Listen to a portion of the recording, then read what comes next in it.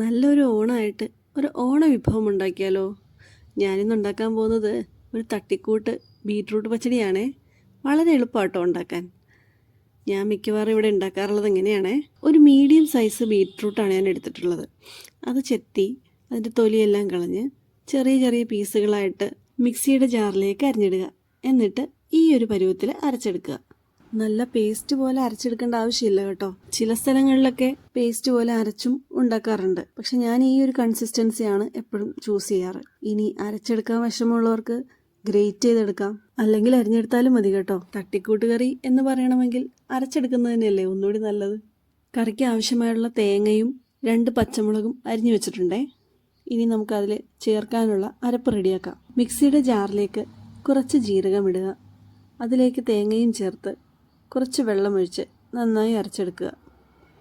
ഇപ്പോൾ നമ്മളുടെ ബീറ്റ്റൂട്ട് അരച്ചതും ചേർക്കാനുള്ള അരപ്പും തയ്യാറായി കഴിഞ്ഞു. ഇനി നമുക്ക് ഒരു പാൻ അടുപ്പത്തേക്ക് വയ്ക്കാം.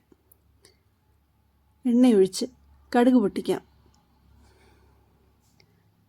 ഉള്ളി, വേപ്പില, വറ്റൽമുളക് എന്നിവ ചേർത്ത് നന്നായിട്ട് മൂപ്പിക്കുക.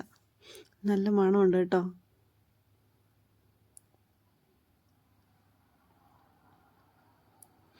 ഇനി ഇതിലേക്ക് നമ്മളുടെ ബീറ്റ്റൂട്ട് കൂടി ചേർത്ത് കൊടുക്കാം. ജാറിലുള്ള ബീറ്റ്റൂട്ട് എണ്ണയിലേക്ക് ചേർത്ത് ഒന്ന് വഴറ്റുക. ഈ സമയത്ത് തന്നെ നമുക്ക് പച്ചമുളക് ചേർക്കാവുന്നതായിരുന്നേ, ഞാൻ ആ കാര്യം വിട്ടുപോയി. പച്ചമുളക് ചേർക്കുന്നതൊക്കെ നമുക്ക് എത്ര എരിവ് വേണം എന്നതനുസരിച്ചാണേ. ഞാൻ പൊതുവേ ഈ കറികൾക്കൊന്നും ഒരുപാട് എരിവ് ചേർക്കാറില്ല കേട്ടോ. കുറച്ച് നേരം ആ ബീറ്റ്റൂട്ടും പച്ചമുളകും ഒന്ന് എണ്ണയിലൊന്ന് വഴറ്റിയതിന് ശേഷം നമ്മളുടെ ജാറിൽ കുറച്ച് വെള്ളം ഒഴിച്ച് ആ വെള്ളം കൂടി ഇതിൻ്റെ കൂടെ അങ്ങ് ചേർത്ത് കൊടുക്കാം. എന്നിട്ട് ആ വെള്ളം ഒന്ന് നന്നായിട്ട് വറ്റിച്ചെടുക്കണേ.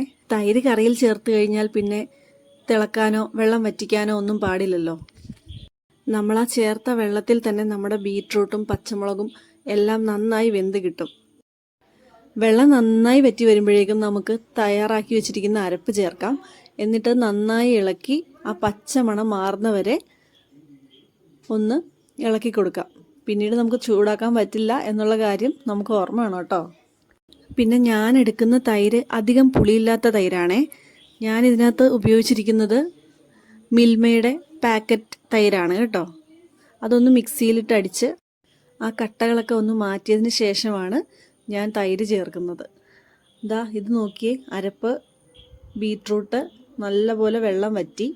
ഒരുപാട് വെള്ളമായിട്ട് എടുക്കേണ്ടവർക്ക് വേണമെങ്കിൽ വെള്ളം കുറച്ച് റീറ്റെയിൻ ചെയ്യാം.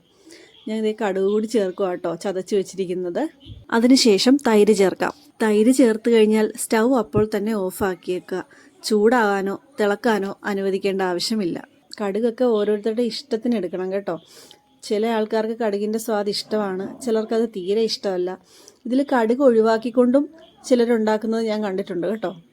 നമ്മൾ കഴിക്കുന്ന ആൾക്കാരുടെ ഇഷ്ടത്തിനനുസരിച്ച് ഉണ്ടാക്കുക. ഞാൻ ഇന്ന് കറി ഉണ്ടാക്കാനായിട്ടൊരു മീഡിയം സൈസ് ഫുൾ ബീറ്റ്റൂട്ടാണ് എടുത്തിരിക്കുന്നത്. അതുകൊണ്ട് നമ്മുടെ കറിക്ക് നല്ല ഒരു കളറുണ്ട്. ചില സ്ഥലങ്ങളിൽ ബീറ്റ്റൂട്ട് കറി വയ്ക്കുമ്പോൾ വളരെ കുറഞ്ഞ അളവിൽ ബീറ്റ്റൂട്ട് ചേർക്കുമ്പോൾ ഒരു പിങ്ക് കളറായിരിക്കും കറിക്ക് കിട്ടുക. അങ്ങനെ നമ്മുടെ ബീറ്റ്റൂട്ട് പച്ചടി റെഡി ആയിട്ടുണ്ടേ. ഇതുണ്ടാക്കാൻ ഒരു 10 മിനിറ്റ് മതി കേട്ടോ. എന്തായാലും ഒന്ന് ഉണ്ടാക്കി നോക്കണേ.